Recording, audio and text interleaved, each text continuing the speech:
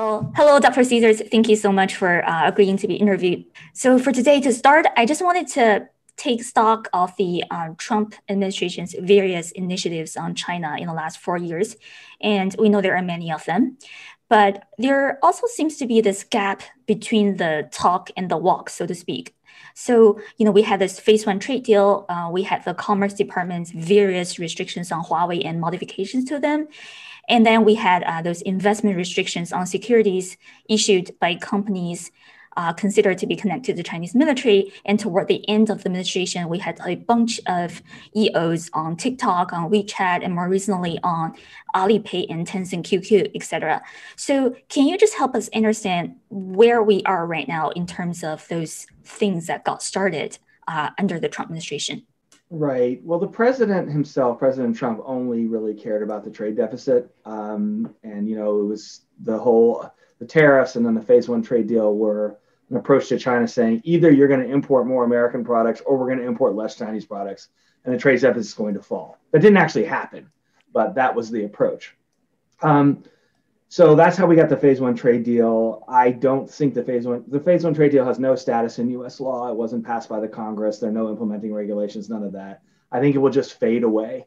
People keep thinking, well, Biden will have to say yes or no. He doesn't have to do anything. The phase one trade deal will just go away because it has there's nothing to keep it alive other than negotiations that I don't think the US is very willing to undertake yet. The tariffs will stay in place. I think the Biden administration will maybe, as a symbol, lift a few China tariffs, but that's too big a political step for them to lift more than a few.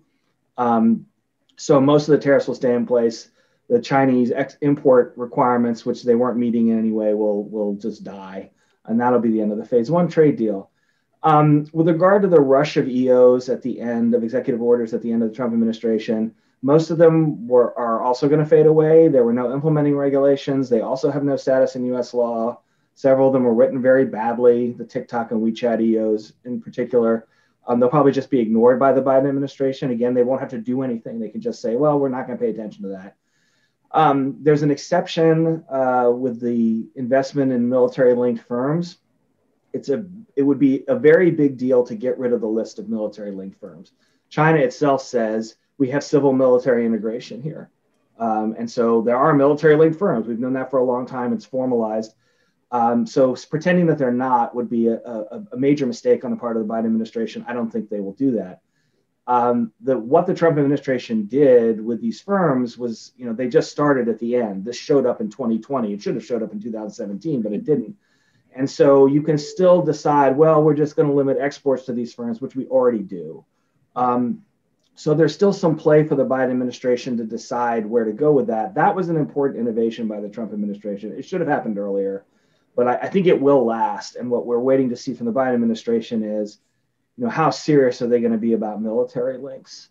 They should be serious, but we don't know that yet. It's too early to tell. Actually, the main decision point, according to what the Trump administration did, comes in November when disinvestment is required to be completed. November of this year. And finally, on Huawei and the use of the entity list, a lot of people misunderstand the entity list. It's just a license requirement. It's not a ban on anything. It doesn't prevent US sales to Huawei or other companies. And so you can keep all these companies on the entity list and just license them and do whatever you want. Maybe people think it's a useful step to put Huawei and other companies on the entity list. It doesn't bind the Biden administration at all. They have complete freedom to give licenses or not give licenses. I think with regard to Huawei in particular, the fact that Huawei has been charged, is facing serious federal charges for corporate misbehavior, I think is the key here. You can't really have normal business if a company has committed crimes. So resolving that case will determine what we do with Huawei. The entity list itself gives a lot of flexibility. It's very opaque. It's not really meaningful. It wasn't meaningful action by the Trump administration, even though it got headlines. And it's not going to bind the Biden administration in any way. So speaking of the executive orders, as you mentioned, those are not binding at all. But those many of the executive orders, especially the ones on Alipay and Tencent, et cetera, were actually toward the very end of the Trump administration. I believe it's actually in November after that. So I think the common take you get on those is, oh, it's just a way for the Trump administration to slam even more China-related issues to Biden's first term, and as a way to push Biden into a more confrontational position against China.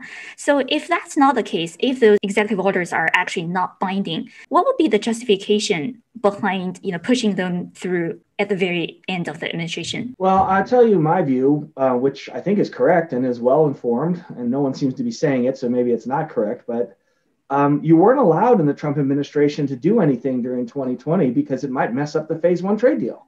Mm-hmm. So what we had in the administration was the president being angry at China about trade, put on the tariffs, and when the negotiations were going well and finally were they completed, you weren't supposed to do anything to China. So of course, a lot of stuff happened in November, December, and January because you weren't allowed before the election to take these actions. People had been thinking about WeChat, TikTok, military-linked firms for a long time, but when the negotiations over the phase one trade deal started to go better in September of 2019, they were all blocked. So that's why they came late. It wasn't an attempt to bind the Biden administration. It was because they don't. They're not binding. They're just executive orders with no implementing regulations. It was a failure by the Trump administration to act on its, as you said at the outset, tough China rhetoric, because the most important thing was finishing the phase one trade deal. And when the president lost the election, then suddenly the doors were open to taking these actions against China. The problem was they were rushed. There are serious issues about dealing with Chinese apps, preservation of personal data of Americans, possibly a threat to financial integrity, depending on how much money moves through these apps. And those are important issues that the U.S. should take time to think about, the administration and the Congress. Instead, they were rushed at the end. And the Biden administration, I hope, will take them up, but they don't have to do what the Trump administration did because the Trump administration, as you said, rushed this in after the election, November, December, January. This is a big issue. It's not something to be rushed. I see. So, speaking of the Biden administration's potential China policy, I remember back in November, you wrote a blog post, Biden's China cabinet. You basically lay out those various roles that are, potentially important, the USTR, the Treasury, the Commerce Department, and, the Council of Advisors, etc. So, now we actually have the names of the candidates who are going to lead those departments under the Biden administration. Based on what you know about them, how would you assess their ability to, design and implement China policy in the next 4 years? The nominee for United States Trade Representative, Katherine Tai, is an excellent nominee. She knows a lot about trade. She knows a lot about China trade.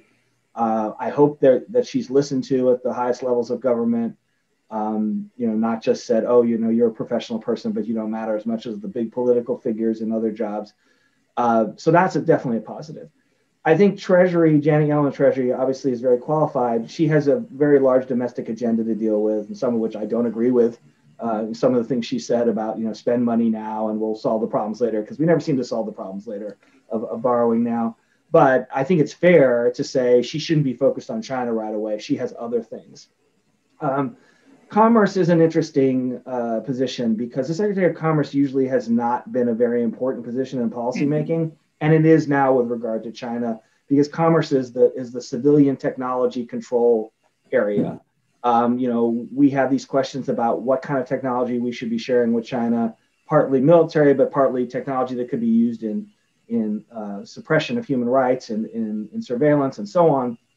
So that becomes a very important set of issues. And the secretary nominee, she doesn't have the background for it. She was governor of Rhode Island, perfectly good job, nothing against her, but commerce's policy will be set more by people underneath her. She'll be looking at more U.S. issues, and the international issues will be taken up by someone else. So I think that's very important in both Treasury and Commerce. There are good reasons for Treasury and Commerce to be focused domestically at the cabinet level, at the secretary level, but somebody underneath them, undersecretaries, assistant secretaries, have to be qualified on China. We don't know who they are yet.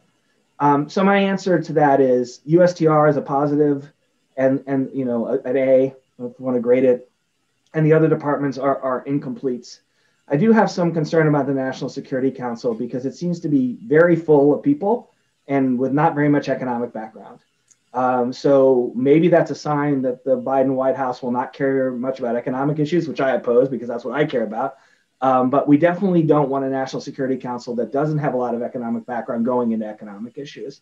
So that's a concern. That's the one grade where so far we're not done yet, I would say is well below an A. Now they could answer and say, well, the National Security Council is going to work on economic issues, and that would be fine. But if they are, they're not properly staffed right now. I see. Speaking of economics, I also wanted to discuss a little about how China's, economy is actually doing right now. So I know you're also the chief economist of China Beige Book, which work we follow closely.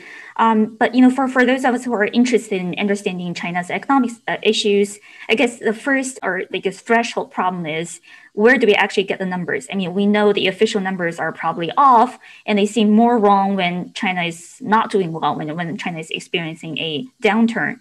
But so, if we know those information is not accurate in the absence of transparent and good government information, what are some of the good indicators and data sources that can actually help us understand how China is actually doing right now? Well, there are a number of sources. None of them are perfect. China Beige Book, as you said, is my other job besides working at the American Enterprise Institute. It's the largest private survey. We survey over 3,000 Chinese firms every quarter, and that's a good source. We have to be tolerated by the government, which we are so far. It doesn't tap into the household sector, so it's not the whole economy. It's also very expensive, and we charge for it, so it's not widely available. Trade data, China, of course, has contact with the outside world. It has trade and investment data.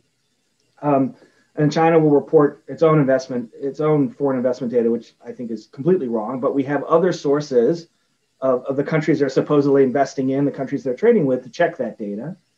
And then, part of my career has been trying to see internal consistency in Chinese numbers. And you pointed out a key thing there. When China is stressed, the numbers start to become more questionable. When everything's fine, the numbers look pretty accurate. And then when there's a downturn, there's never quite the same downturn in China as you would expect. And so what you do is you try to match up the official numbers back when things were good and see how they change. And you can see pretty clearly that in the first quarter of this year, even as compared to the fourth quarter, the relationship among all the official numbers is completely different. I mean, they're lying about the first quarter, because in the first quarter of first quarter of last year, I should say, first quarter of 2019, the official numbers all fit together a certain way. In the fourth quarter of 2020, they fit together a certain way. But in the first quarter of 2020, they don't fit together that way at all. And so you can use a deep dive into official data to get some insights. You ignore the top line data, which they just publish for public relations reasons. You can use trade and investment data from China's partners, and then you can use private sources. One is a corporate survey, but you could have AC Nielsen or somebody asking consumer questions.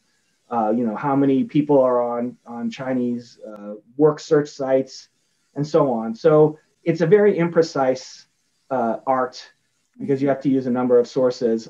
It takes a kind of a crisis situation like the first quarter of 2020, where it's clear the government is lying, and then you have to figure out how much. And strangely, if the government had told the truth about the first quarter of 2020, China's economic recovery would look sharper. They didn't want to do that because it would have set off a panic, or for whatever reason. My guess is that China's GDP growth, which was claimed to be 2.3%, was more like minus 2%.